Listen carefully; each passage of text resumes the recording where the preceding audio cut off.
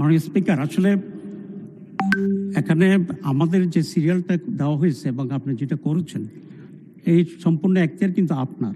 বাকিরা বলতে পারে, আপত্তি করতে পারে। এখানে যদি কোনো কিছু ঘোষণা না হতো এবং এরপরে আপনি আমাকে সময় দিতেন বা এরপরে মাননীয় নেতাকে সময় দিতেন, তাতে কোনো আপত্তি ছিল না। এখন আমাদের দিক থেকে 3 জন বক্তব্য রাখার পরে আপনার সরকারি পক্ষ থেকে একজনও বক্তব্য দিবে না, এটা তো ঠিক না। তাহলে আমরা তাদের মাইন্ড বুঝতে পারতাম তারা কি বলতে চাচ্ছে। তো যেহেতু একটা মানে আনপ্লেজেন্ট এনভায়রনমেন্ট এখানে তৈরি হয়েছে এবং সেটা আপনি অ্যালাউ করেছেন, এবং আপনি এটা অ্যালাউ করে আপনি আপনার নিরপেক্ষতা হারিয়েছেন। মাননীয় বিরোধী দলের উপনেতা, আমি আপনাকে একটা ভারতের পার্লামেন্টের একটা আলোচনা আপনাকে উদাহরণ দিতে চাই। পার্লামেন্টে ঢুকার সময়ে স্পিকারও ছিল, তারপরে সেখানের কংগ্রেসের যিনি প্রধান তিনি ছিলেন, এবং বর্তমান প্রাইম মিনিস্টার যিনি তিনি ছিলেন।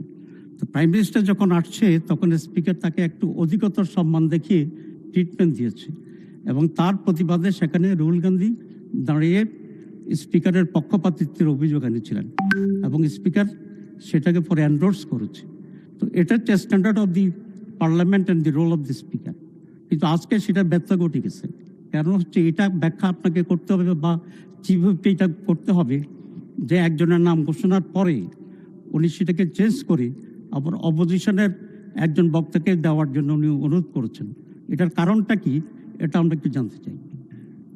মাননীয় বিরোধী দলের উপনেতা, সংসদে বক্তাদের ক্রম নির্ধারণ করে স্পিকার। স্পিকারের অথরিটি আছে। তারপরেও এখানে কোনো তেমন কোনো বক্তা বা কোনো খারাপ পরিবেশ তো আমি দেখতে পাচ্ছি না। আমি তো উভয় দলের মধ্যে সহযোগিতার পরিবেশ এখনো দেখতে পাচ্ছি। সুতরাং তারা তাদের আধা ঘন্টা সময়ের মধ্যে টাইমটা নির্ধারণ করেছে।